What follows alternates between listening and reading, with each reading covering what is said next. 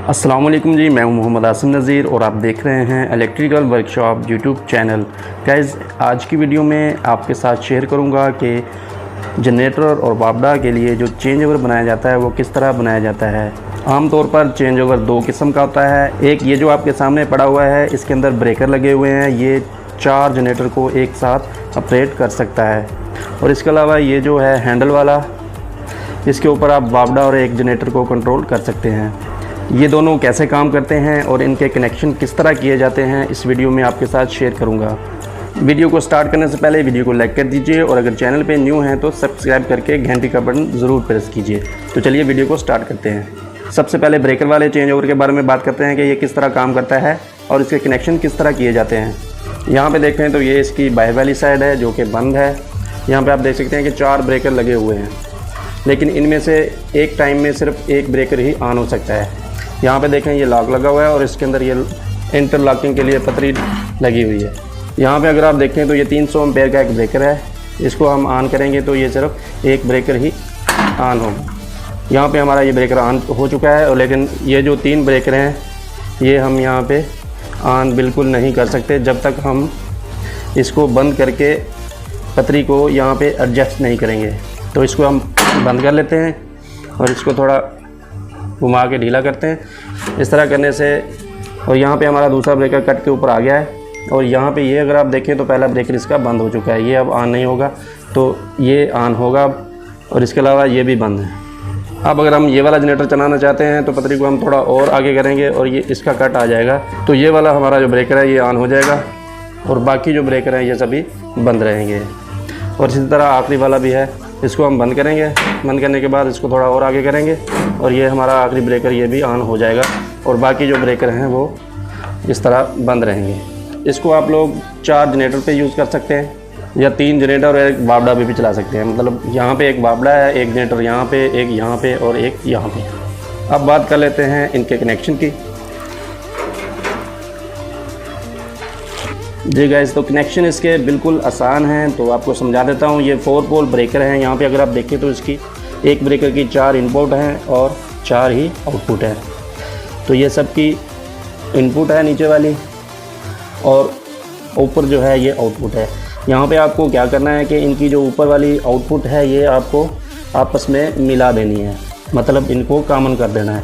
Common किस तरह करना है, यहाँ पे अगर आप देखें तो पहला जो रेड वायर है हमारा, एक ब्रेकर का दूसरे का रेड वायर, तीसरे का रेड वायर और चौथे का रेड वायर, ये आपस में कॉमन है। मतलब एक ब्रेकर का पहला पॉइंट, यहाँ से दूसरे का पहला पॉइंट, फिर तीसरे का पहला पॉइंट और चौथे का पहला पॉइंट आपस में सब कॉमन है, ठीक है। और इसी तरह आपने सभी फेस और न्यूट्रल को कॉमन कर देना है। ये वाला दूसरे के साथ, और यहाँ से फिर दूसरे पॉइंट में, और यहाँ पे फिर दूसरे पॉइंट में।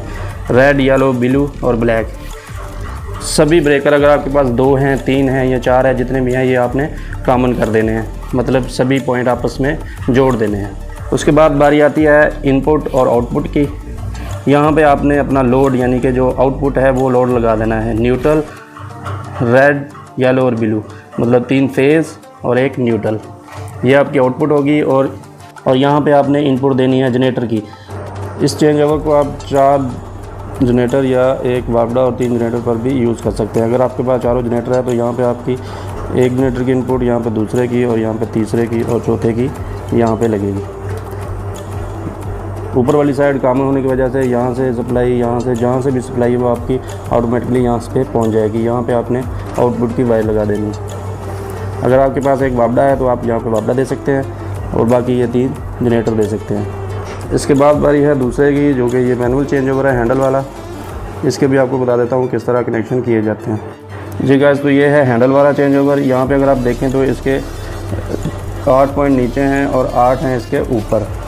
यहाँ पे अगर आप देखें तो 4 पॉइंट्स आपस में कॉमन है, 4 ऊपर से और 4 नीचे से। यहाँ पे देखें तो बस बार लगी हुई है और ये आपस में लिंक है। ये आपकी आउटपुट है जहाँ पे आपने अपना लोड की वायर को लगाना है। इसके बाद 4 ऑप्शन ऊपर बचते हैं और 4 ही नीचे बचते हैं। यहाँ पे आपका एक साइड पे जनरेटर लगेगा और एक साइड पे वापडा है, वो आप जहाँ पे लगाना चाहें लगा सकते हैं, चाहे ऊपर लगा लें वापडा या यार नीचे लगा लें और ऊपर भी जनरेटर लगा सकते हैं या नीचे जहाँ आपका दिल करे लगा सकते हैं, लेकिन लोड आपने यहाँ से लेना है जहाँ पे बस बार लगी हुई हैं। यहाँ पे भी आप ऊपर भी यूज़ कर सकते हैं लोड और नीचे से भी यूज़ कर सकते हैं। और ये काम किस तरह करेगा, यहाँ पर आप देखें तो इसके अंदर ये एक हैंडल नुमा पतरी नुमा लगी हुई हैं। तो यहाँ पे अब जब हम चलाएँगे इसको तो यहाँ ऊपर लगाएँगे तो ये जो हमारी वायर यहाँ अगर हमने फर्ज करें जनरेटर लगा रखा है तो ये हमारी जनरेटर की वायर आपस में कनेक्ट हो जाएंगी। और यहाँ पे हमारा आउटपुट लोड लगा हुआ है और यहाँ पे अगर आप लगा दें सेम बात है, अगर यहाँ पे लगा है यहाँ पे लगा है तो आपका आउटपुट जाना शुरू हो जाएगी।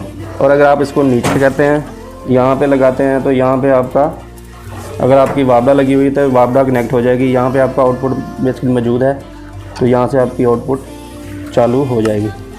तो ये इसके सिंपली कनेक्शन है, कोई मुश्किल नहीं है, आराम से आप इसको बना सकते हैं। लोड के हिसाब से आप अपना चेंज ओवर मुंतखब कर सकते हैं, छोटा या बड़ा। ये 200 एम्पेयर के लोड के लिए चेंज ओवर है। अगर आपका लोड कम है तो आप इसके लिए छोटा भी यूज़ कर सकते हैं, लेकिन इसके कनेक्शन बिल्कुल सेम होते हैं। अगर वीडियो अच्छी लगी तो लाइक कर दीजिए और अगर चैनल पर न्यू है तो सब्सक्राइब कर दीजिए। मिलते हैं नेक्स्ट वीडियो में, तब तक के लिए इजाज़त चाहता हूँ। अल्लाह हाफ़िज़।